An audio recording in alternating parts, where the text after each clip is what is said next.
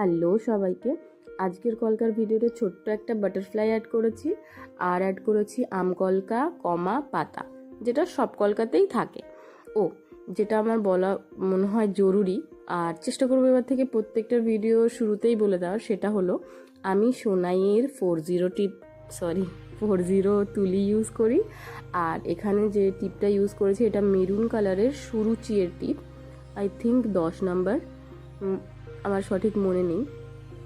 যাই হোক, এবার নর্মালি কলকা যেরকম আমি বলি না যে একটা ট্রায়াঙ্গেল শেপ ক্রিয়েট হবে, তো সেটাই ক্রিয়েট করছি। আর সেইভাবেই কমা পাতা যেখানে যেমন প্রয়োজন সেখানে সেইভাবে অ্যাড করছি, সেই ডিরেকশানে। এবার তোমরা দেখো, আর অবশ্যই আমায় জানিও তোমাদের কেমন লাগলো, আর তোমরা কি ধরনের ভিডিও দেখতে চাও। আমি কি ব্লগিং টাইপের কিছু স্টার্ট করব, মানে সেগুলো কি এর ভেতরে অ্যাড করব, সেটাও অবশ্যই জানিও। আর কলকা করার ক্ষেত্রে লাইন সরু করার জন্য সবসময় তুলিটাকে স্ট্রেটভাবে ধরবে।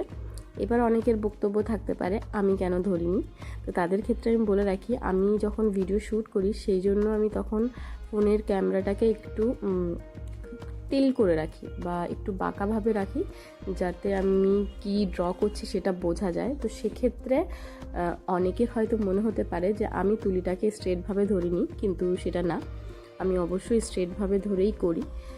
ড্রয়িংয়ের ক্ষেত্রে বা তোমাদের দেখানোর ক্ষেত্রে কখনো কখনো হয়তো একটু অ্যাঙ্গেল থাকে, কিন্তু আমি যখন রিয়েল ব্রাইডের উপরে করি তখন সবসময় তুলিটাকে স্ট্রেটভাবেই ধরি।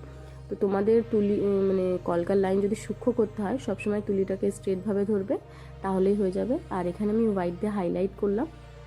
হাইলাইটের ব্যাপারটা যেহেতু তোমাদেরকে বুঝিয়েছি, সেই জন্য এখানে স্পিড আপ করে রেখেছি। ভিডিওটা কেমন লাগলো অবশ্যই জানিও। Please like, share and subscribe my channel, and thanks for watching.